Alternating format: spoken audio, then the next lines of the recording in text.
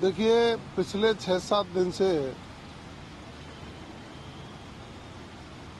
विधानसभा में कांग्रेस के साथी नहीं आ रहे थे। कल वो पहुंचे, प्रदेश के यशस्वी मुख्यमंत्री आदरणीय भजनलाल शर्मा जी ने हस्तक्षेप किया और जब वो उनसे मिलने आए तो माननीय मुख्यमंत्री जी ने यही कहा, चाहे पक्ष हो या विपक्ष हो, उनके क्षेत्रों की जनता उन विधायकों को विधानसभा में इसलिए भेजती है कि हम जनता के हितों की बात सदन में उठा सकें और उनका उचित समाधान किया जा सके। जिस तरह से विपक्ष के लोग सदन को छोड़ करके बाहर बैठे हैं, उससे कांग्रेस के लोग जनता का ही नुकसान कर रहे हैं। हमारी सरकार कृत संकल्पित है कि जो समाज 4 जातियों से बना है, गरीब, किसान, महिला और युवा, उन सबका हम समेकित विकास कर सकें, सर्वांगीण विकास कर सकें, इसकी परिकल्पना को लेकर के भारतीय जनता पार्टी की सरकार राजस्थान में बनी है। तो उन्होंने विपक्ष के साथियों को कहा कि आपको भी सदन में रह करके अपनी बात करनी चाहिए और सदन में जिस बात को लेकर माननीय अध्यक्ष जी की भावनाएं आहत हुई हैं, उसके लिए विपक्ष के साथियों को क्षमा याचना भी करनी चाहिए।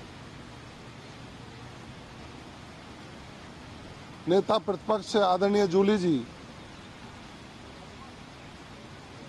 उन्होंने माननीय मुख्यमंत्री जी की बात का पालन करते हुए और अपने दल के विधायकों द्वारा किए गए कृत्य का सदन में खड़े होकर के आसन से माफी मांगी और एक सुचारू रूप से सदन चल पाया। कल बजट पर रिप्लाई था, नेता प्रतिपक्ष ने अपनी बात कही, हमारी वित्त मंत्री महोदया ने उसके प्रत्युत्तर में शानदार तरीके से जवाब देते हुए कुछ और नई बजट घोषणाएं की। पूरा सदन खुशी के माहौल में था कि प्रदेश के मुख्यमंत्री जी लगातार जनता को सौगातें दे रहे हैं, जिससे राजस्थान के विकास की गति बढ़ रही है।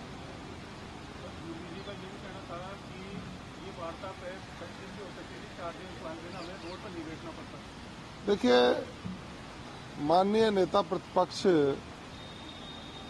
तो पहले ही दिन जब मैं और माननीय जोगाराम जी पटेल साहब उनके पास आए थे, तो वो अपने दल के सदस्यों को समझा रहे थे। उन्होंने कहा था कि भाई जितना सदन में हमारे दल के ओर से व्यवधान हुआ है, आसन को आहत पहुंची है, तो हम निश्चित रूप से इसके लिए आगे बढ़कर हमको आसन से खेद व्यक्त करना चाहिए, क्षमा याचना करनी चाहिए। लेकिन अन्य साथी उनके जो उनको नेता प्रतिपक्ष जी को सुपरसीड करते हैं, वो लोग पता नहीं किस राजनीतिक गणित में हैं। उन्होंने अपनी हठधर्मता से इतने दिन इसको खींचा और जब ये जनता में एक्सपोज होने लगे कि सदन के बाहर, विधानसभा के बाहर तो तुम धरना दे रहे हो, भाषण दे रहे हो 1-1 किलोमीटर लंबे, और सदन के अंदर जाकर के जनता की बात कह नहीं रहे हो, तो जनता में जब एक्सपोज होने लगे तो इनको भी बुद्धि आई। और विशेष धन्यवाद प्रदेश के मुख्यमंत्री जी का कि उन्होंने बड़ा दिल दिखाते हुए दोनों पक्षों को बुलाकर सदन को सुचारू रूप से चलाने की नसीहत भी दी और उस समस्या का समाधान भी किया। सदन सकारात्मक रूप से सुचारू चलेगा। जिन जिन माननीय सदस्यों को अपनी बात कहनी हो बात कहेंगे, विभिन्न जो विधायी कार्य हैं वो संपन्न होंगे और निश्चित रूप से सकारात्मकता के रिजल्ट कुछ और ही होते हैं।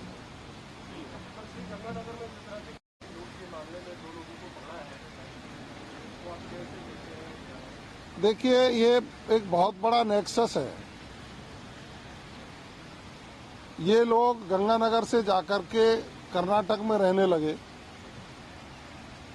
और वहाँ इन्होंने एक नेटवर्क डेवलप किया